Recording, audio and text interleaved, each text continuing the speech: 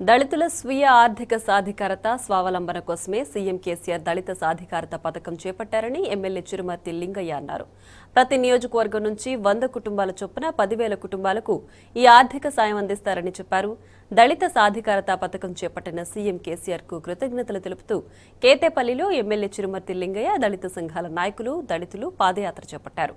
నల్గొండ జిల్లా కేతేపల్లి నుంచి Hyderabad tank bund వైనున్న Ambedkar విగ్రహం వరకు ఈ కృతజ్ఞత యాత్ర సాగనుంది.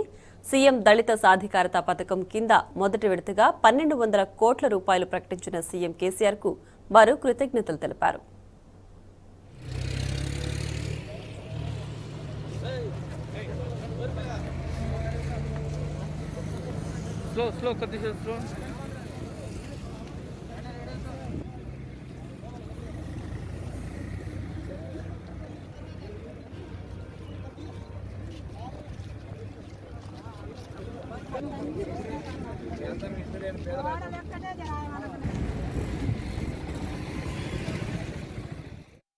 నగరికల్ నియోజకవర్గం నుండి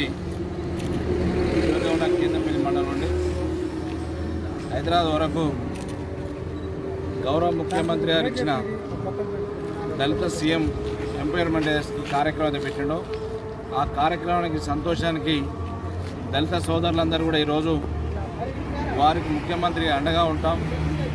మాకు 60 సంవత్సరాల్లో ఎవరు చేయని విధంగా ఈ సంక్షేమ పథకాన్ని మా జీవితాలలో వెలుగు నింపడం కోసం, మా జీవితాలు బాగోగులని మరి ముందుకు అడుగేసే విధంగా భారతదేశంలోనే ఏ ప్రభుత్వాలు తీసుకొని కార్యక్రమాన్ని మరి గౌరవ ముఖ్యమంత్రి గారు కేసీఆర్ గారు తీసుకొని ముఖ్యమంత్రి గారికి మా దళిత మాదిగ మాల అన్ని కులాల తరపున గౌరవ ముఖ్యమంత్రి గారికి కృతజ్ఞత చెప్తున్నాం.